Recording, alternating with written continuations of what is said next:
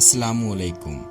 Daily night story کے پیارے دوستو، کیسے ہیں آپ سب لوگ؟ امید کرتے ہیں آپ سب خیریت سے ہوں گے۔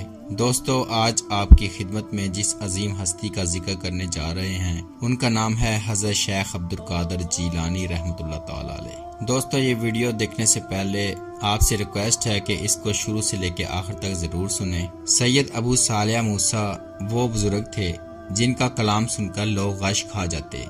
وہ یاد الہی میں عشق کے مقام پر پہنچ چکے تھے، اس لیے دنیا کو چھوڑ کر دریا کے کنارے جا بیٹھے۔ کئی دن جذب کی صورت میں بیٹھے رہے، آخر بھوک نے تنگ کیا۔ آسمان کی طرف نظر اٹھائی، پھر دریا پہ دیکھا، ایک سیب تیرتا ہوا نظر آیا، پکڑ کر کھا لیا۔ بھوک کی تیزی کم ہو گئی، مگر فوراً دل میں ایک خلش پیدا ہوئی کہ اس سیب کا کوئی مالک ہوگا۔ اسی سوچ میں دریا کے کنارے کنارے اس طرف روانہ ہو گئے جدھر سے سیب آیا تھا۔ آخر باغ نظر آ گیا، اندر گئے، مزدوروں سے مالک کا پتہ پوچھا۔ تھوڑی دیر کے بعد مالک آ گیا، ادب سے اسے کہنے لگے کہ میں نے اس طرح آپ کا ایک سیب کھا لیا ہے۔ مالک سن کر حیران ہوا اور تعجب سے انہیں دیکھنے لگا اور پوچھا، اب آپ کیا چاہتے ہیں؟ آپ نے کہا کہ میں نے بھوک اور پھول میں سیب کھایا ہے، اللہ نے مجھے طاقتور جسم دیا ہے، میں اس کی اجرت جو آپ مانگے دینے کو تیار ہوں۔ مالک غور کے بعد بولا، نوجوان، میرا تمہارا حساب برابر ہونے کی 2 شرطیں ہیں۔ نوجوان نے حیرت سے دیکھا مگر منہ سے نہ بولا۔ پہلی شرط، 1 ماہ تک تم میرے باغ کے درختوں کو پانی دو گے، جب تم یہ پوری کر لو گے تو پھر دوسری شرط بیان کروں گا۔ اگر ان میں سے ایک بھی شرط پوری نہ ہوئی تو میدان حشر تک تم میرے قرضدار ہوگے۔ آپ نے جواب دیا، آپ یقین رکھیں کہ میں آپ کی یہ شرط پوری کرنے کی پوری کوشش کروں گا۔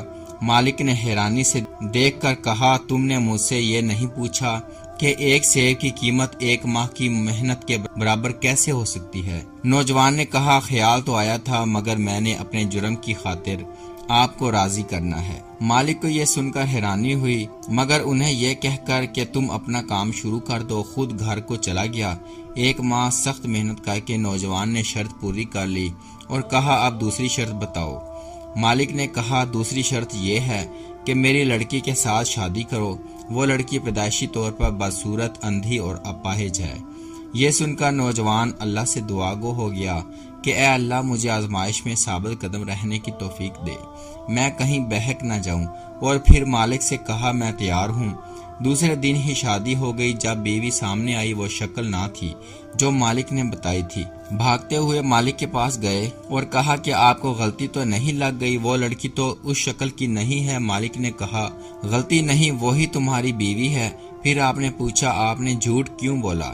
مالک کہنے لگا، بدصورت اس لیے کہ اس کے چہرے پر موجودہ نمائش کا غازہ نہیں، اندھی اس لیے ہے کہ اس نے کبھی کسی غیر محرم آدمی کو نہیں دیکھا، اپاہج اس لیے ہے کہ وہ اب بھی کسی غیر محرم کی شکل سے آشنا نہیں۔ کیا میں نے جھوٹ بولا ہے؟ یہ سن کر آپ اپنے حجرے میں بیوی کے پاس چلے گئے۔ باغ کے مالک حضرت سید عبداللہ سومئی رحمۃ اللہ تعالی علیہ تھے، جن کا سلسلہ نسب 12ویں پشت میں امام حسین رضی اللہ تعالی عنہ سے ملتا ہے۔ آپ بہت بڑے بزرگ تھے، ممنوعہ دنوں کے علاوہ ہمیشہ روزہ رکھتے۔ شیخ محمد قصدینی رحمۃ اللہ تعالی علیہ کہتے ہیں کہ ایک دفعہ ان کے کچھ دوست مال لے کر تجارتی قافلے کے ساتھ سمرقند کو روانہ ہوئے۔ وہ ایک صحرا سے گزر رہے تھے کہ سینکڑوں سواروں نے انہیں گھیر لیا۔ تاجروں نے گھبرا کر سید عبداللہ سومئی رحمۃ اللہ تعالی علیہ کو آواز دی۔ ابھی یہ آواز گونج رہی تھی کہ تاجروں نے دیکھا سید عبداللہ سومئی رحمۃ اللہ تعالی علیہ لٹیروں کے درمیان کھڑے کہہ رہے ہیں، ہمارا پروردگار پاک اور بے عیب ہے، اے سوارو ہم سے دور ہو جاؤ۔ یہ سنتے ہی گھوڑے سواروں کو لے کر بھاگ اٹھے اور دور جنگلوں میں جا چھپے۔ پھر جب تاجر جیلان واپس آئے اور دوستوں کو یہ واقعہ سنایا تو وہ کہنے لگے، واللہ شیخ تو یہیں تھے، وہ کہیں گئے ہی نہیں۔ اسی سید عبداللہ سومئی رحمۃ اللہ تعالی علیہ کی بیٹی فاطمہ ام الخیر الجبار کے ساتھ حضرت ابو صالح موسیٰ کی شادی ہوئی اور اسی جانب الطرفین سید ماں باپ سے سید محمد عبدالقادر محی الدین جیلانی رحمۃ اللہ تعالی علیہ پیدا ہوئے اور غوث اعظم کا لقب پایا۔ آپ جیلان ایران کے رہنے والے تھے۔ آپ رمضان المبارک کی 1 تاریخ کو 470 ہجری میں پیدا ہوئے۔ اس رات آپ کے والد نے ایک خواب دیکھا کہ حضور کریم صلی اللہ علیہ وآلہ وسلم صحابہ رضی اللہ تعالی عنہ و اولیاء رحمۃ اللہ تعالی علیہ کے ہمراہ تشریف لائے اور کہا، اے ابو صالح رحمۃ اللہ تعالی علیہ، خدا نے تمہیں ایک بیٹا دیا ہے جس کا درجہ اولیاء میں بہت بلند ہے اور وہ مجھے بیٹے کی طرح عزیز ہے۔ کہتے ہیں کہ اس رات جتنے بچے پیدا ہوئے وہ سب لڑکے تھے اور سب جوان ہو کر ولایت تک پہنچے۔ عبد القادر کی والدہ کا بیان ہے کہ وہ رمضان میں پیدا ہوئے اور دن کے وقت دودھ نہیں پیتے تھے۔ اگلے رمضان پر چاند نظر نہ آیا، لوگوں نے روزہ نہ رکھا، مگر عبد القادر نے اس روز دودھ نہ پیا۔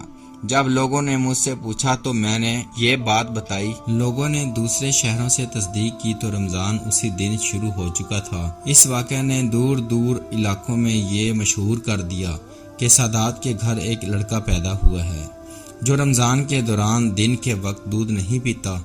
وہ خود بھی اپنے ایک شعر میں کہتے ہیں کہ میرے ابتدائی حالات کا ذکر سارا جہان جانتا ہے۔ میں گہوارہ میں بھی روزہ رکھتا تھا۔ آپ کے والد بچپنے میں فوت ہو گئے، نانا نے تربیت کی۔ آپ بچوں میں نہیں کھیلا کرتے تھے اور اگر کبھی ایسا ہوتا بھی تو آواز آتی، اے برکت دیے ہوئے میری طرف آ۔ یہ آواز سن کر آپ ڈر جاتے اور اپنی ماں کی گود میں چھپ جاتے۔ آپ کے اپنے قول کے مطابق آپ 10 برس کے تھے جب مکتب میں پڑھنے جایا کرتے تھے۔ راہ میں مردان غیب پیچھے چلتے نظر آتے۔ جب میں مدرسے میں داخل ہوتا تو انہیں کہتے سنا، اللہ کے ولی کو بیٹھنے کے لیے جگہ دو۔ 18 سال کی عمر میں والدہ نے ایک قافلہ کے ہمراہ مزید تعلیم کے لیے بغداد بھیجا۔ ایک ویران راہ سے گزرتے ہوئے ڈاکوؤں نے قافلہ والوں کا مال لوٹ لیا اور عبد القادر کو غریب بچہ سمجھ کر چھوڑ دیا۔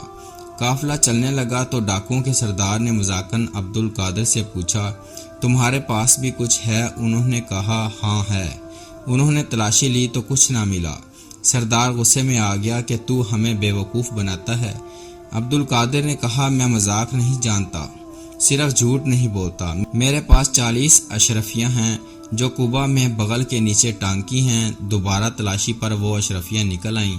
سردار نے پوچھا، تو نے جھوٹ بول کر یہ اشرفیاں کیوں نہ بچائیں؟ عبد القادر نے فرمایا، میری ماں نے جھوٹ نہ بولنے کا وعدہ لیا تھا، اس لیے میں یہ نہیں کر سکتا تھا۔ سب حیران تھے۔ سردار رو رہا تھا اور کہہ رہا تھا، اسے اپنی ماں سے کیا ہوا وعدہ یاد ہے اور میں اپنے خالق سے کیا ہوا وعدہ بھول گیا ہوں۔ یہ کہہ کر اس نے سب لوٹا ہوا مال واپس کر دیا اور عبد القادر کے ہاتھوں کو بوسہ دیا اور چیختا ہوا یہ کہتا جا رہا تھا کہ آج رات اگر تو مجھے نہ ملتا تو میری ساری زندگی اسی طرح گزر جاتی۔ اے دنیا میرا پیچھا چھوڑ دے، میں تم پر لعنت بھیجتا ہوں، اور غائب ہو گیا۔ اتنا بڑا سبق ایک لٹیرے نے ان کے بچپن ہی میں ان سے حاصل کر لیا۔ آپ نے بغداد پہنچنے سے قبل وہ سب اشرفیاں بانٹ دیں اور خود کئی دن فاقے رہنے کے بعد ایوان کسرا کی طرف گئے۔ وہاں انہوں نے بے شمار درویش دیکھے جو کھانے کو کچھ تلاش کر رہے تھے۔ یہی وہ ایوان کسرا ہے جس کے 14 کنگرے حضور کریم صلی اللہ علیہ وآلہ وسلم کی پیدائش کے وقت گر گئے تھے۔ میں نے یہاں ٹھہرنا مناسب نہ سمجھا اور بغداد کی طرف لوٹا۔ راہ میں ایک آدمی ملا، وہ جیلانی تھا۔ مجھے خوشی ہوئی۔ اس نے سونے کا ایک ٹکڑا نکال کر دیا کہ یہ تمہاری ماں نے دیا تھا۔ میں نے وہ ٹکڑا لے کر کچھ کھانا خریدا اور ایوان کسرا جا کر ان درویشوں کو کھلایا۔ باقی جو بچا تھا اس سے بھی کھانا خریدا اور درویشوں کو دعوت دے دی کہ کھائیں۔ ہم سب نے کھانا کھایا اور دوسرے وقت کے لیے کچھ نہ بچایا کہ اللہ توکل رکھنے والوں کا خود سامان کرتا ہے۔ حضرت شیخ عبداللہ سلفی رحمۃ اللہ تعالی علیہ کا بیان ہے کہ سید عبد القادر نے فرمایا، ایک دفعہ میں کئی دنوں کا بھوکا تھا، محلہ قطیہ شرقیہ میں چلا گیا۔ سر راہ ایک آدمی ملا اور مجھے ایک لفافہ دیا اور کہا، کسی باورچی کی دکان پر یہ لفافہ دکھا کر کھانے کی پسندیدہ چیزیں لے لو۔ وہ شخص لفافہ دے کر چلا گیا اور میں حیرانی سے دیکھتا رہ گیا۔ آخر باورچی کی دکان پر گیا، لفافہ دیا اور خبیث حلوہ روٹیاں مانگی۔ وہ اس نے مجھے دے دیں اور میں لے کر اس ویران مسجد میں چلا گیا جہاں سبق یاد کیا کرتا تھا۔ کھانا ابھی پڑا تھا کہ میں نے ایک لفافہ اور دیکھا۔ میں نے وہ اٹھا کر کھولا اور پڑھا لکھا تھا، اللہ کے شیروں کو لذتوں اور خواہشوں سے کیا غرض، یہ چیزیں تو کمزور لوگوں کے لیے ہیں۔ مجھ پہ خوف چھا گیا، رومال اٹھا لیا، کھانا وہیں چھوڑ کر 2 رکعت نماز پڑھی اور چلا آیا۔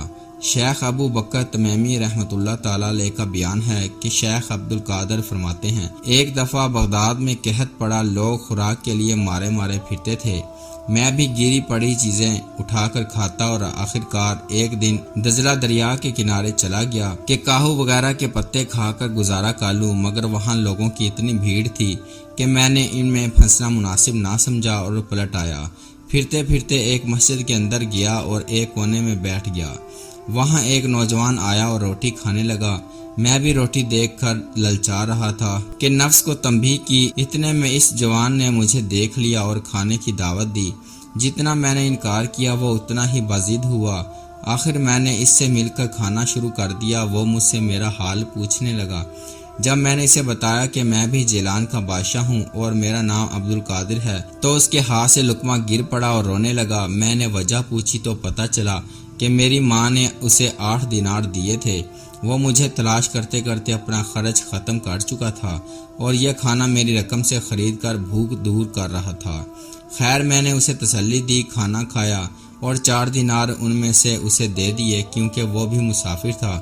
شیخ ابو محمد عبداللہ جیانی رحمۃ اللہ تعالی علیہ سید عبد القادر رحمۃ اللہ تعالی علیہ کا ایک واقعہ بیان کرتے ہیں کہ ایک دن وہ ویرانے میں بیٹھے اپنا سبق یاد کر رہے تھے، فاقوں سے سر چکرا رہا تھا، اچانک ایک غیبی آواز آئی، کب تک فاقوں میں گزر کرے گا، جا کسی سے قرض لے لے تاکہ علم میں حاصل کرنے میں مشکل نہ ہو۔ میں نے کہا مجھے یہاں قرض کون دے گا، جس نے تجھے ویرانے میں پکارا ہے وہی تیرے قرض کا ذمہ دار ہے، اطمینان سے اپنا کام کر۔ یہ جواب سن کر ایک نان بائی کی دکان پر گیا اور کہا، بھائی مجھے 1.5 روٹی روزانہ اس شرط پر قرض دے دیا کرو کہ جب مجھے کہیں سے کوئی رقم مل گئی تو میں تمہارا سارا قرض ادا کر دوں گا اور اگر اسی دوران میں مر جاؤں تو مجھے معاف کر دینا۔ یہ سن کر نان بھائی رونے لگا اور کہا جتنا جی چاہے لے جایا کریں۔ پھر میں نان بھائی کی دکان سے روزانہ 1.5 روٹی لے آتا۔ جب مدت گزر گئی تو خیال آیا کہ تو اتنی دیر سے قرض لے رہا ہے مگر ادائیگی کی کوئی صورت نہیں۔ اس خیال سے مجھے شرم آئی اور میں اس نان بائی کی دکان پر نہیں گیا۔ دوسرے دن پھر وہی آواز آئی کہ جب ہم نے تیرے قرض کا ذمہ لے لیا تھا تو پھر تیرے پریشان ہونے کی کیا ضرورت ہے۔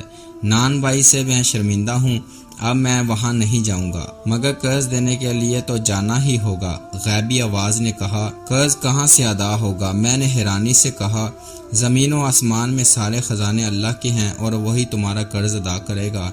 فلاں جگہ جاؤ، وہاں جو کچھ ملے اس سے نان بائی کا قرض ادا کر دو۔ میں وہاں گیا، ایک سونے کا ٹکڑا وہاں پڑا تھا، میں نے اٹھا لیا اور وہ نان بائی کے حوالے کر دیا۔ نان بائی نے محبت سے ہنس کر کہا، اتنی کیا جلدی تھی؟